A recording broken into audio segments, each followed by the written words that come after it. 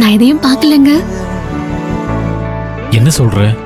நான் சத்தியமா சொல்றேங்க, உங்க அருமை தங்கச்சி ரோஹிணிக்கு போர் அடிக்குதுன்னு நீங்க நைஸா ரிமோட் எடுத்து டிவி போட்டு விட்டத நான் சத்தியமா பார்க்கல. சின்ன சின்ன விஷயத்தையும் மைன்யூட்டா கவனிச்சு தங்கச்சி சந்தோஷத்தை பெருசா நினைக்கிற அண்ணன் அவகிட்ட பேசாம இருந்து அவ மனசை சங்கடப்படுத்தலாமா? இதெல்லாம் நியாயமா இருக்கா சொல்லுங்க? உனக்கு வர வர கற்பனை வளம் ரொம்ப ஜாஸ்தி ஆயிட்டே இருக்கு. அதனால்தான் நான் சாதாரணமா ஏதாவது பண்ணா கூட நீ அதுக்கு கண்ணு காது மூக்க வச்சு ஏதாவது கட்டுக்கதையை பரப்பி விட்டுட்டே இருக்க. நான் மத்தியானம் சாப்பிட்டு ஃபோன் வந்ததுக்கு அப்புறம் தான் வெளியே கிளம்பி போகணும். அதுக்காக தான் வெயிட் பண்ணிட்டு இருக்கேன். அது வரைக்கும் ரொம்ப போர் அடிக்கும் இல்லையா, அதான் பாட்டு போட்டு விட்டேன். நல்ல பாட்டு தான். நீ இந்த பாட்டை ஜாலியா கேட்டுட்டு சமையல் வேலையை பாரு போ.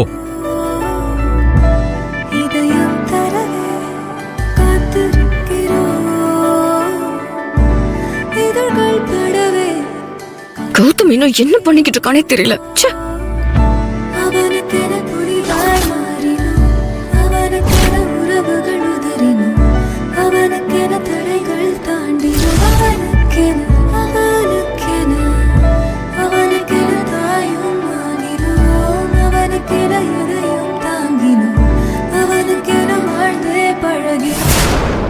அந்த கௌதம் சொன்ன பாட்ட ரோகிணி டிவில நல்லா ரசிச்சு பாத்துக்கிட்டு இருக்கா.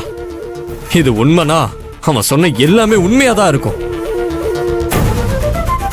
அந்த கௌதம் சொன்னானே, 2 பேரும் ரொம்ப வருஷமா ஒரு மாதிரி வாழ்ந்தும் வாழாமையும் அப்படியும் இப்படியும்னு. அதுக்கான அர்த்தம் எனக்கு இப்பதான் முழுசா புரியுது. கௌதம் கிட்ட இந்த ரோகிணி லவ்வருங்கிற லிமிட்டை தாண்டி ஒரு பொண்டாட்டியாவே அவன் கிட்ட இருந்திருக்கணும். அதனாலதான் அவன் எனக்கு இவ்வளவு தைரியமா போன் பண்ணி பேசுறான். இருக்கட்டும், ஏ ரோகிணி, உன்னை நான் சும்மாவே விட மாட்டேன்.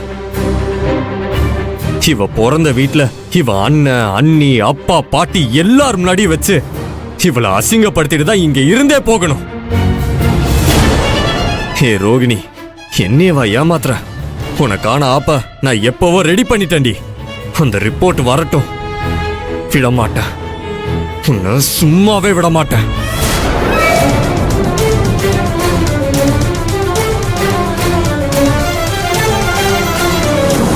அண்ணே, எல்லாரும் வாங்க, சீக்கிரம் வாங்க. மார்க்கெட்ல இருந்து மட்டன் சிக்கன் மீன் எல்லாமே வாங்கிட்டு வந்துட்டேன். ஒண்ணு கூட விட்டு வைக்கலையே, எல்லாமே வாங்கிட்டேன். வாங்க அண்ணி, ரோஹிணி அண்ணி, எல்லாமே வாங்கியாச்சு. இனிமே நீங்க எல்லாரும் சேர்ந்து கடகடன் சமைச்சு அசத்த வேண்டியதான் பாக்கி. இருடா, நான் இறால் வாங்கிட்டு வர சொன்னே, வாங்கிட்டு வந்தியா? வாங்கிட்டு வந்திருக்கேன். நீ கொடுத்த பணத்துல இறா வாங்கிட்டு வந்துட்டேன். இன்னைக்கு இறா ரேட்டு கம்மி தான், அதனால கொஞ்சம் நிறையவே வாங்கியிருக்கேன். நிறைய வாங்கிட்டு வந்தாலும் யாருக்கும் கிடையாது, நான் மட்டும் தான் சாப்பிட போறேன். யாராவது என் இறால கை வச்சா அவ்வளவுதான். பெரியவன் கோவம் எப்பதான் சரியாகுமோ தெரியலையே. ரேவதி, வா சமைக்கலாம். சரிங்க அண்ணி. அம்மா ரோகிணி, நீ எங்கம்மா போற? நீ போய் மாப்பிள்ளை கிட்ட பேசிக்கிட்டு இரு. சமையல் வேலையெல்லாம் அவங்க பாத்துப்பாங்க. போம்மா. போமா.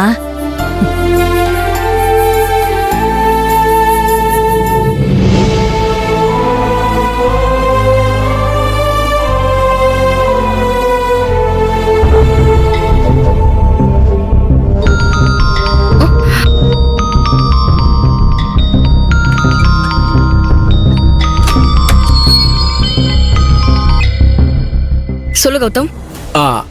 அக்கா, நீங்க ஆசைப்பட்ட மாதிரி திரிய பத்த வச்சு ஒரு பெரிய அணுகுண்டே வெடிக்கிற மாதிரி ரெடி பண்ணிட்டேன்க்கா. அப்படியா? Very good. என்ன பண்ண? ரோகிணியோட புது புருஷனுக்கு போன் போட்டு ரோகிணிக்கு பிடிச்சது பிடிக்காததுல ஆரம்பிச்சு அவ கூட நான் வாழ்ந்தது வந்தது போனதுன்னு ஏகப்பட்ட கதையும் உண்மையும் பொய்யையும் கலந்து கட்டி ஒரு மாதிரி காக்டைல் மிக்சிங்கா பேசி போட்டு தாக்கிட்டேங்கா. நான் சொன்னதை கேட்டு பயபுல மூச்சே உள்ளனா பாத்துங்க. இன்னைக்கு அவன் மறு வீட்டுக்கு வந்த இடத்துல சும்மா ரணகலம் பண்ணிட்டு போறாங்க. பாத்துக்கிட்டே இருங்க, இன்னைக்கு உங்களுக்கு பயங்கரமான ஆக்ஷன் பிளாக் இருக்கு. சூப்பர் கௌதம், இதுதான் எனக்கும் வேணும். இன்னைக்கு இங்க விருந்த ரெடி பண்றேன்னு எல்லாரும் தடபுடலா ரெடி பண்ணிக்கிட்டு இருக்காங்க.